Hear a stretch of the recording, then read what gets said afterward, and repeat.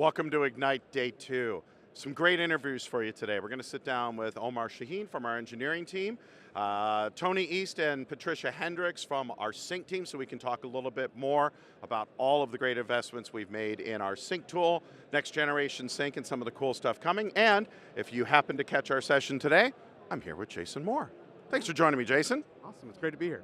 We had a sold out, completely packed room session today talking about all the great new stuff in OneDrive. We called it OneDrive Past, Present, Future. We encourage you to go online, check out the sessions, see the great demos. We talked about a lot of features today.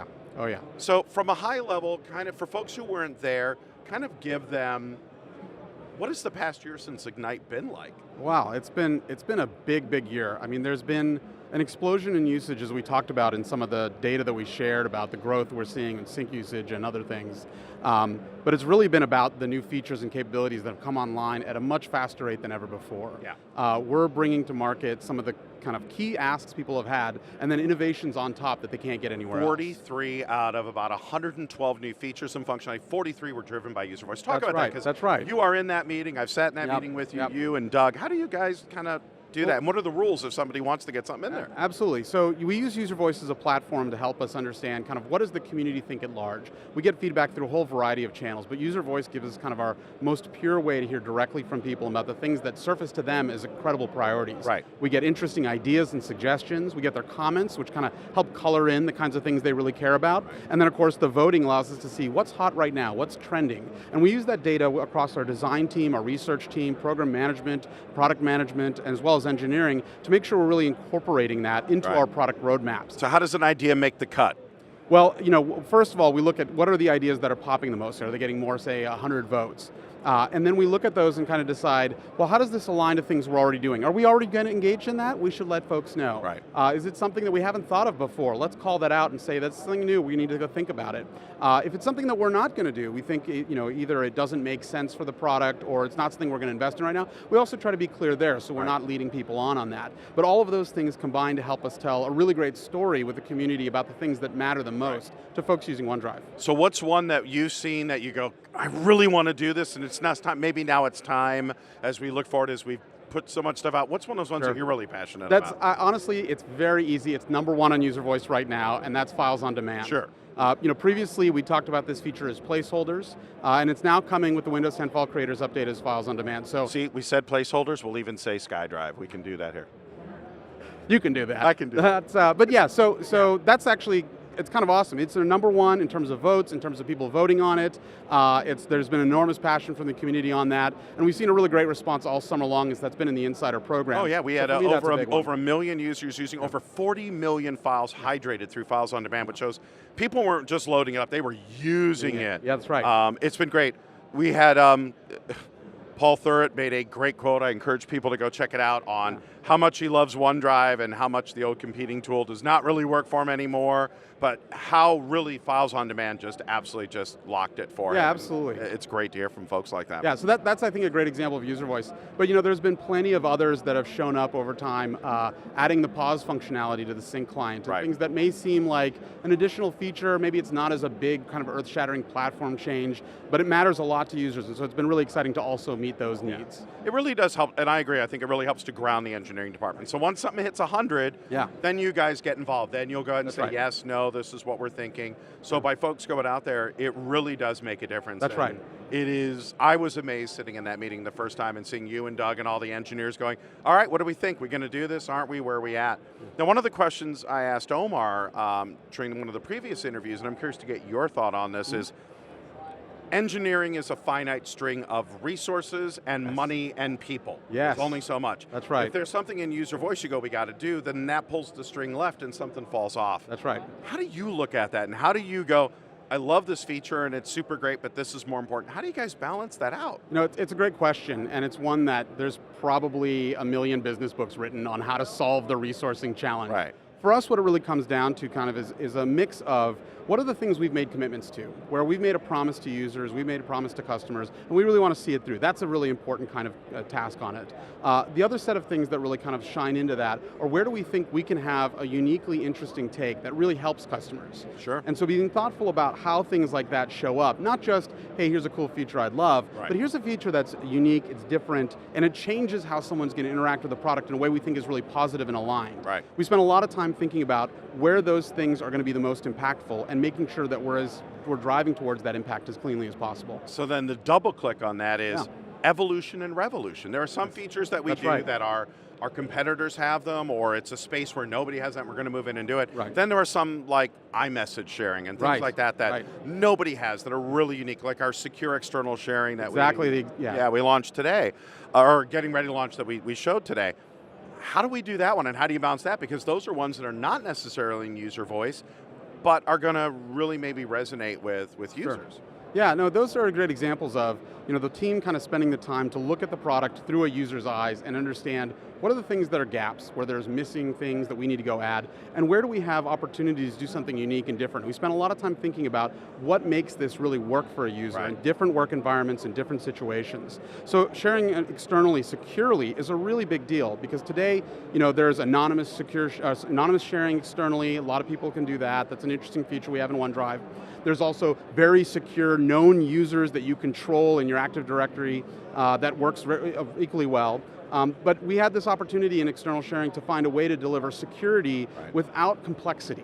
And so the secure external sharing that we're showing off today and that we're talking about enables exactly that kind of experience where we've understood a little bit more about what makes something have friction in the experience. How can we remove that but still have great experiences around making sure that, as an administrator, you know what's being shared. As an end user, the person you're sharing with is the only person you're giving access to that. Yeah. And we're able to do that in a really nice way. But it comes from stepping back and really thinking about the product in terms of the customer's needs. It's been great. I sat at one of those meetings and somebody said, what if? And I love hearing that because nothing bad ever comes out of what if. Right. You may get mocked a little bit if it's Sure. not the smartest thing, but it does start, okay, that doesn't really work, but what if we did this? And it is Sure. great at how many times we do that. And I think that's very exciting, I think, as we take a look forward at some of the features. We talked about a lot of features today. Yeah. Besides secure external sharing, which I think is going to be a real game changer Yeah. for a lot of our customers, files on demand with all the viewers, what else are one or two that maybe aren't quite as sexy or not quite as big that you're also excited about that you think Sure. customers are going to find a lot of value for, that they should take time to check out? One of my favorites we talked about in the session today is zip folder support. And when you think Yes. about zip files, today, someone would send you a zip file, you have to download it, you have to crack it open, extract everything inside it, and get to that one file. Right. And it's just a pain and a hassle. And zip files are incredibly powerful, but they add that cost. Right. Well, with zip There's file also support, security risk with it because you don't right. know what's in there, and that's no, the exactly, security, yeah. exactly right. So being able to crack that in the service, we actually expose the innards of the zip file, which lets me go into that zip file, find the file or files I want, and just download those. Right. So it's faster to be productive with them. I still can leverage zip files in those ways, and it changes the way I interact with OneDrive in a way that's unique. It's not something that I can do today on any PC or Mac without that. Besides files on demand, what has been the hardest feature to bring out this year? Because there's some where you're going, wow, this is tougher than we thought. We're really going to have to dig in, bring in more people, and it really became a village effort. No, that's a great question. It's funny. My mind immediately goes to the simplest experiences we've built. Secure external sharing, while on the surface of it as a user, it's incredibly easy to use. To get that done required work across dozens of teams and engineers, program managers, designers working in concert to make sure we really had something that was simple, that we could guarantee would work exactly the way we said. Yeah. And it turns out those are the hardest features. Files on demand is another great example where we worked intensely with our partners in the Windows team to make sure that we built that in a great, reliable way. That was something where, again, the experience is so simple. I can add my OneDrive or add my team site, it automatically shows up, I can browse those files, I can take them offline seamlessly, and I don't have to learn a bunch of jargon and do a bunch of complicated setup for it. It's easier than it ever was before. Yeah. But to achieve that easiness and that simplicity, it requires a lot of the heavy lifting in the back end to make sure that we've thought through all of those cases and built them in the right way. So let me double click on this because I know Sure. somebody's going to ask. Placeholders. We Oh, yeah. had it. Why did it take so long to get a new successor for it? And I know we've done a lot of work. There was the thumbnails issue in it. There were so many things, and rather than just try to fix it, you guys go, we need to just completely start over again and do this right. How do you get to that point, and what is different? Why should somebody go, why did it take you so long, a year and a half, 2, 3, 3 years to finally get to that point? Yeah. No, that's a really good one. It's kind of the complexity that's not obvious, right? Right, and that's exactly it, yeah. So in the case of placeholders, we learned a whole bunch of things out of Windows 8.1 and building that kind of first early version of it. We learned customers liked it. A lot of customers really liked it. But we also learned that everywhere we didn't quite complete things, we built rough edges that confused people or made it difficult to use. Right. Simple examples would be things like it only worked in the Explorer app, which meant that if you went to another file, or in another app you went to get a file, those files didn't show up. Right. If you went to the command line, those files didn't show up. Sure. And it's one of those things that when you think about all of the cases and the different kinds of applications people use, it simply didn't meet the bar of being good enough to actually merit that. The thumbnails example is a great one. Today, we don't have to download all of those files to be able to get beautiful thumbnails. Which was filling up people's hard drives and creating a lot of dissatisfaction. Absolutely. We didn't truly achieve zero impact on the disk like we do today. And Omar showed this morning in the session that you can have 3 terabytes of files synced to his PC and take up no space on the disk. That's absolutely awesome. Plus it was built on the old Groove client, which we have since gotten rid of. So there was a number of things that we changed about how that worked and kind of improved going forward. One of the key things though was really recognizing what it took to get it great and to really work with that. And we were very fortunate to work with our partners in Windows who have incredible expertise in how Windows works and the best ways to plug in, who were able to guide us, and working together, we could build files on demand. Good, interesting. So if somebody is using a competing product, or even more so, coming from share drives, sure. What do you say? Because you sit in customer meetings like I do, they go, we're still on share drive, so why OneDrive? Why should we do this? What do you say to customers? No, those are common questions we get, as you know, all the time. And file shares are really great. They've been around for a long time, and they really are a powerful tool that for a long time, many of us have loved using. Yeah. But they are, in some ways, held back by their simplicity of what they can expose. A simple example is Office collaboration. A file on a shared drive doesn't benefit from being able to load a document into Word, say, and then real-time collab over the internet with someone else. That is something you get with OneDrive and SharePoint exclusively. And because we have those kinds of capabilities, we understand deeper things about your files, which lets you expose more capabilities. And the graph brings some really amazing Absolutely. Discover View, Delve, all of that. Right. And talking about the graph, you really start thinking about, wow, it's not just a flat file store, it's actually an intelligent system that spends the time and resources to figure out what's in your OneDrive and then how do I expose it in a consistent and simple way. So if you're a developer, you can build applications that work across OneDrive and SharePoint seamlessly. That's a really great point, yeah. And we have a whole new developer section that we've opened up. So next year, yeah. I mean, we talked about VDI today, and that's going to be a big investment over the next year. We talked about files on demand and bringing intelligence to that platform.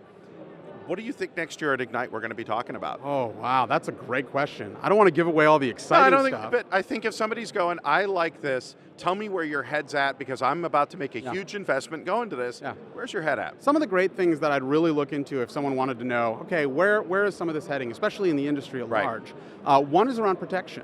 So today we announced Files Restore coming this year to OneDrive for Business, making it easy for users to quickly restore their entire OneDrive. I think you'll see us do more along those lines, and I think that will continue to be a challenge as we think about the threats that malware and cryptoware and other programs pose to users. So that's a really critical one. I also think you'll see the continued kind of depth in bring your own devices. And so really getting to a great place in terms of understanding how your device works, whether it's your own or your organization's, and how that can be a seamless experience. I've talked to so many people, even this week at Ignite, who are working to kind of figure out, well, what's their strategy for how those devices work? And how do we not have to sign into that device 20 times to get to an experience? Something we showed today we can do with a single click. That's exactly right. And that seamlessness of access and the ubiquity of computing, that is going to dominate the trends for quite a while, and I think we'll see that continue to surface up.